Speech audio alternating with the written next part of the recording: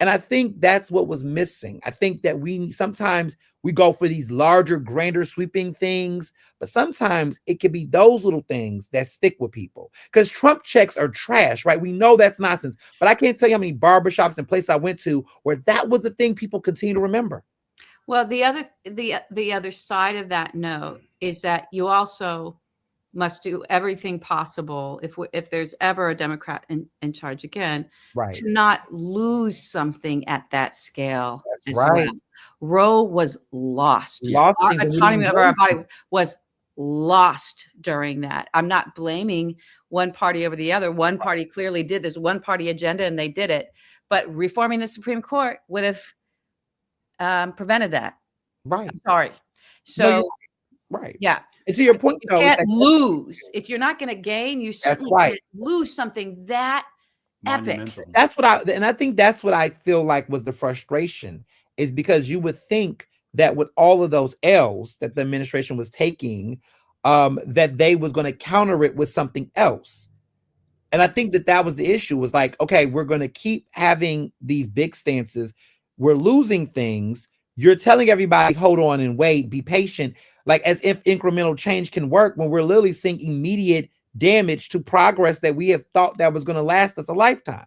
So you're telling people to be patient, like you're the country. And I think that was what the issue was with a lot of people I spoke to before, during, and after this election, where they said that even though the world around Biden was rapidly changing, he stayed the course at a glacial pace on addressing these issues. So everybody else is expected to pivot in the middle of election. Everybody's expected to change in their direction of how their urgency to vote. Everybody's expected to be uncomfortable and with uncertainty. Everyone's expected to do all of this rapid change, but this man is staying at the same glacial pace he's been since he's gotten elected.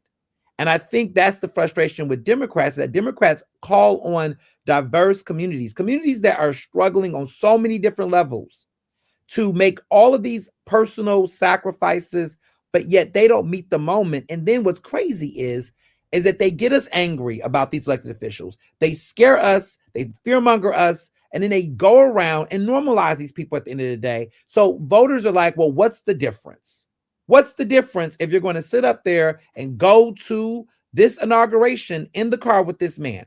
The only person that we continue to love that makes sense to us is forever First Lady Michelle Obama, because she reflects the actual voters that are the same way.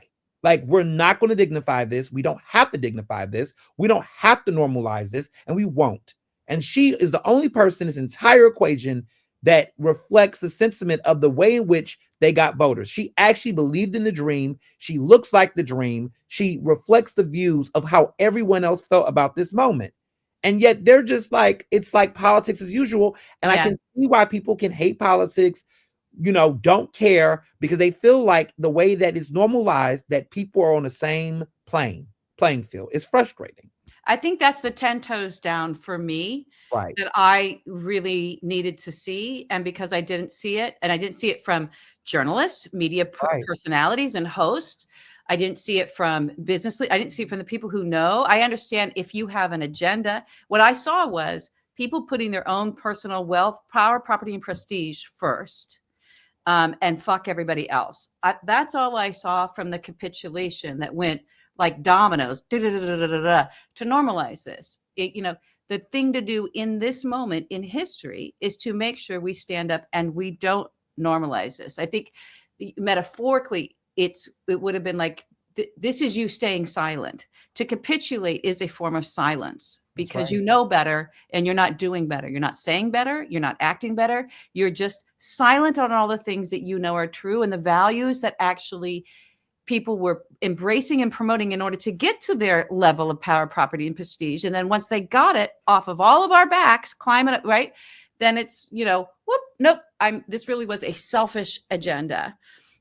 And we can see that manifest now. So from across the spectrum, from people that we actually need leadership from, including our family, friends, and neighbors, so we're going to have to build community from the ground up. I do think there's a lot to be grateful for and excited about when it comes to that. We're all going to learn new shit. We're a little tired of that. I'm tired of Yeah, learning how me to do new too. things at my age.